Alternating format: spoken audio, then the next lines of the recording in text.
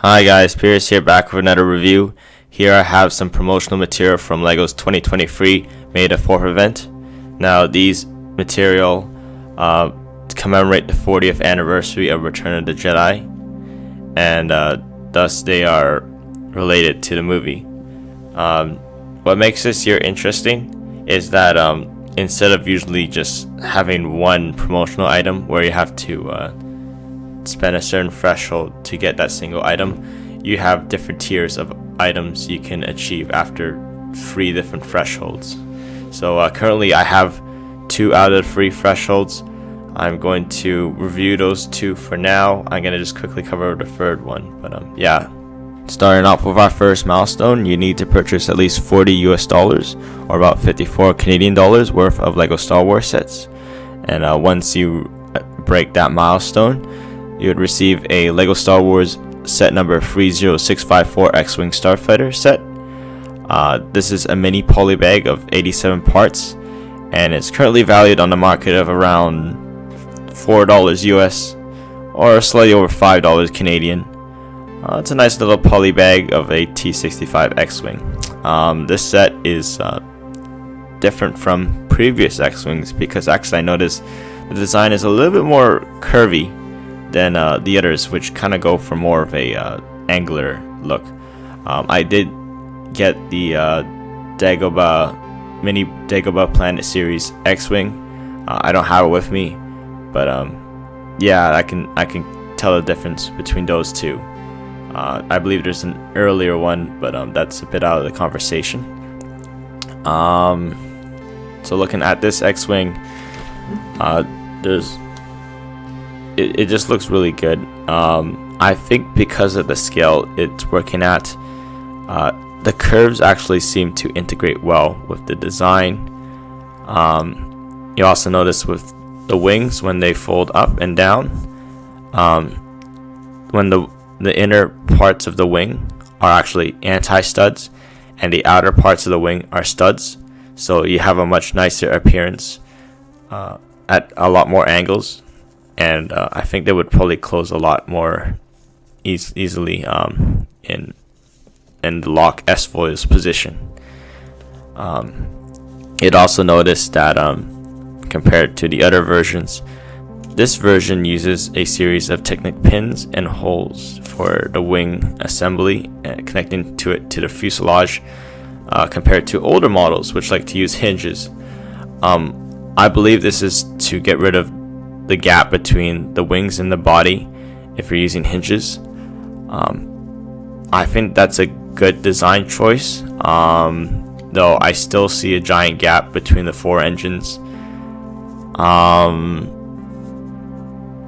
I guess it's, you know what, I consider that still somewhat of a problem, but I think I would probably take that over gaps in between the wings.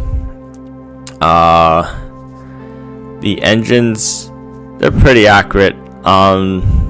This is a small nitpick, but like the engines actually, I don't think they are in line with the engine nacelles in front. They're actually supposed to be a little tilted downwards or upwards, engine nozzles that I speak of. But that require a lot more effort for a set this size, so I consider that a small nitpick. And yeah, this is a really neat set. Let's move on to the next promotional item. On to our next accessory here, we have product number 5007840, LEGO Star Wars Return of the Jedi 40th Anniversary Collectible. You can acquire this accessory after purchasing about $85 US or 114 Canadian dollars worth of LEGO Star Wars sets. So you would first receive this black cardboard box, which is nicely painted all black for more adult and collector feel. You can open this up and you'd see this cardboard piece of paper. This is meant to hold up the second assembly below it. So you can put it up like this. It looks pretty good. Works surprisingly well. It feels, the way they're kind of displaying this, it feels more like I don't know, jewelry or something else than what I'm used to with Lego. But oh, okay. So there's two other parts you can analyze here. You have this blue plastic piece which has a nice printing of the Death Star and some Lego bricks and an engineering type drawing style. Looks pretty nice, very displayable. That's all I have to say about that. Moving on to the coin. It is an engraving of the second Death Star. It just looks nice. That's all I have to say. It has a Lego Star Wars logo at the back. Not that much else. It is a display stand, nonetheless. The only thing that seems to really stick out for me is like, it is good, but I don't think I would really say this would be memorable. But yeah, that's all I have to say about this. Alright, time for our final tier of promotions. We got Lego set 40591, Lego Star Wars Death Star 2, basically a mini version of the Death Star. Unfortunately, I don't have the set, but I could make some light comments on it. This set is acquirable after purchasing about 150 US dollars or 200 Canadian dollars worth of Lego Star Wars sets. It has about 289 parts, so we're talking about a mid-sized, small to mid-sized set here. No minifigures like the mini X-Wing. And yeah, it looks pretty nice for the size it is. Like, I can see some gaps in areas that there probably shouldn't be gaps in the design, but at this scale it's okay. I do agree with the point that some people are saying about the I think it was Man in our productions that I was watching, but I agree with him that that when you look at the Death Star laser, there are different colors and they do not match, so that can be a small diss of the set. After paying that much money, it feels a little bit disappointing that there isn't a minifigure, but at the same time, this is a mid to small size set as a promotion, so it kind of balances out. A lot of great pieces to the collection, or if you just want as a display, it's pretty good. So yeah, that's all I have to say about this set. I don't have this set in full, but yeah, that's my thoughts and opinions. Overall, I think this wave of May the 4th promotions is okay. I could see a new strategy that Lego is employing here for their promotions. I believe that they're going more for a quantity than quality approach. They want to hype up these promotions and get more people to spend more money. More stuff you buy, the more stuff you get, instead of the single threshold where you just, after just getting through that single hoop, you get that thing and you're out.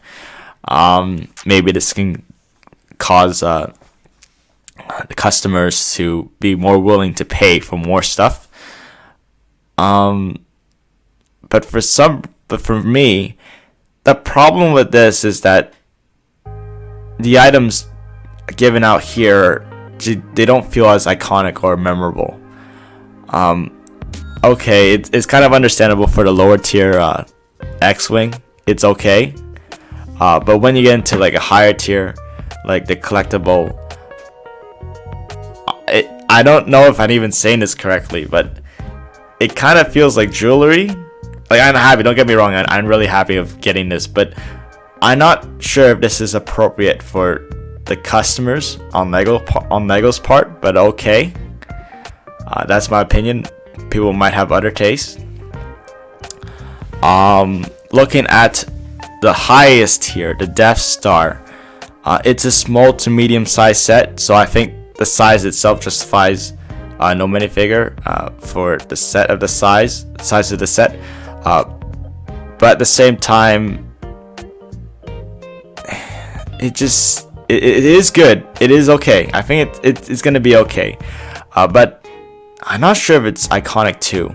Like, okay, there's the dioramas, and they had their own controversy too, but in my eyes, at least they felt iconic in their own right, or really, or somewhat memorable. Like I kind of like the episode 6 one. The Hoth one kind of felt a bit lazy, and there was this other one, but I'm not sure. But they kind of felt unique and memorable in their own way. Like they were just different. These kind of feel they're good. Don't get me wrong. I'm happy to get them, but they don't exactly stand out to me. Like they